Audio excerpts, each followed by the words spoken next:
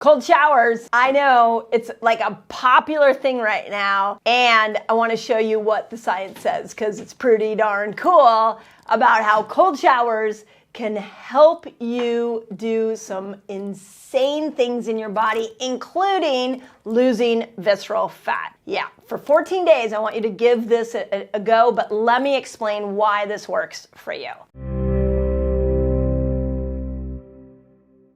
Here's a new concept you may or may not be aware of, and it's super important for those of you who are trying to lose weight. For starters, you have two types of fat. You have white fat and you have brown fat. And white fat has less mitochondria in it. And so it's harder to burn white fat. And white fat, it typically likes to build around three areas in your body. It builds around your chest. So, for women, this can be the white fat in their breast. For men who are maybe even building some man boobs, that can be all white fat, which is why it's so hard to get rid of.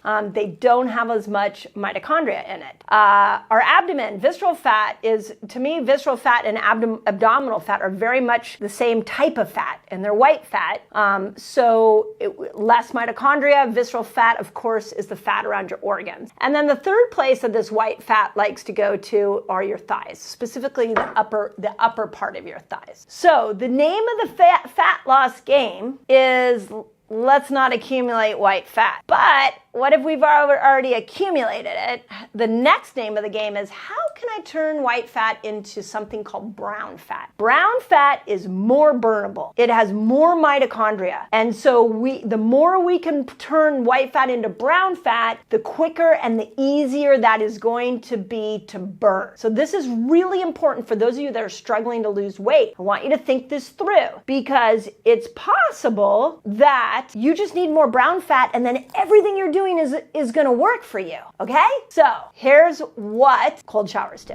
First is a cold shower will help convert white fat and turn it into brown fat. How does it do that? Does that by supplying and activating more mitochondrial energy inside that white fat. So you can change white fat. It doesn't have to stay white fat, and you can turn it into brown fat so it's easier to burn. Fasting, by the way, does the same thing.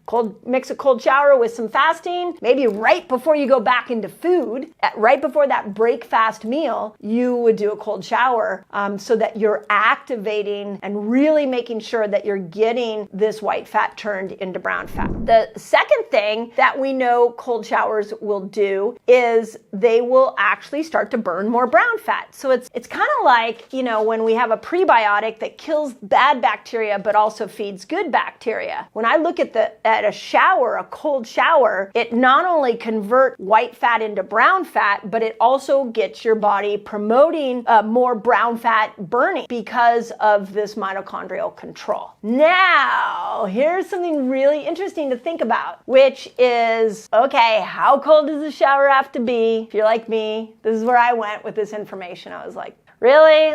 I'm not a fan of cold showers. I know I always feel better afterwards, but not necessarily something I'm like, yay, I get to take a cold shower today. So here's what you need to know. The shower needs to be 58 degrees. 58 degrees Fahrenheit is how cold that water has to be, and you want to be under that cold shower a minute to 2 minutes. The goal is you don't want to be shivering. So if you want to turn this white fat into brown fat, you don't want to shiver. So those of you that are cold plunge lovers and you're jumping in the cold plunge all the time and you're shivering in there, there's a benefit to that. But if we're trying to turn white fat into brown fat, we want to keep it around the water around 58 degrees. We don't want to shiver. A minute or 2 is all you need. So I'm just going to leave the study there so that we can all geek out on it together. Now, another way of looking at this, and in the article, the study talks about this, is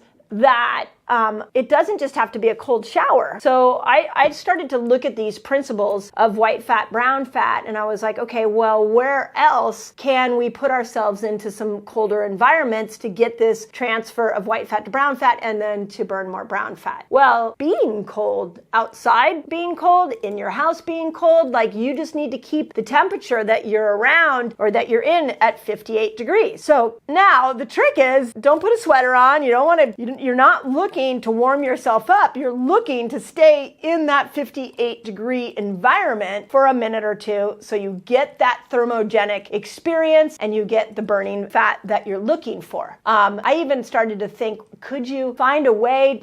I think it would be hard to bring your body temperature completely down to 58. Yeah, it would be really hard. Now come to think about it. If you brought your room temperature, could you bring your room temperature down into the 58 area, and would you be burning more fat while you're sleeping? That's the way to look at it. So could we get that room icy cold? And I know all my menopausal women are like, yes, because they'll be burning fat while your menopausal symptoms are coming down and you're burning fat. All because you kept the bedroom at 58 degrees.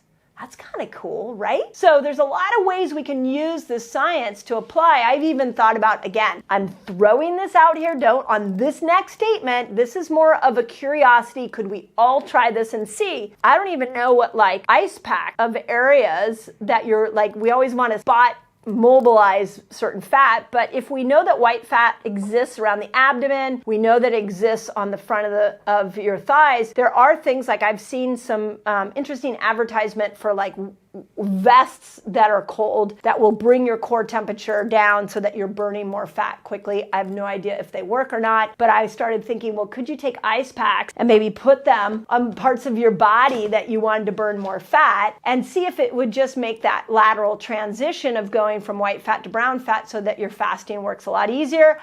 Don't quote me on that. I am thinking through if you and I were just pontificating about a possible theory, that's a possibility. I don't know until we all try it. Let's all try it and see what we think. But the evidence is very, very clear that cold is a beautiful way to burn fat. Okay, you know how when you're trying to get in and out of fat burner, sugar burner, and sometimes you struggle?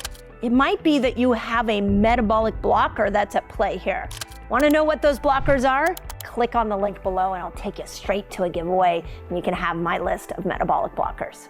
Now you get to decide how that cold is going to be and what you're going to do to immerse yourself in those cold environments. And a couple of hacks that I'm in California, so I should not be giving anybody advice on how to weather cold, but I will tell you a cold way that I've done it when I've done ice plunges before is you put a hat on. Just put a hat on, and it kind of keeps that cold a little more tolerant. I can tell you at my house I have a sauna, and I'm actually looking forward to getting a cold plunge. I just now know if I'm trying to burn fat, I don't want to stay in there until I'm shivering. There you go. That's why cold plunges work, why cold showers work. But let's try it every day for 14 days because it really is that ability to do it over and over and over again that you're going to see the result. If you go jump in a shower once and then you're like, Dr. Mindy doesn't know what she's talking about.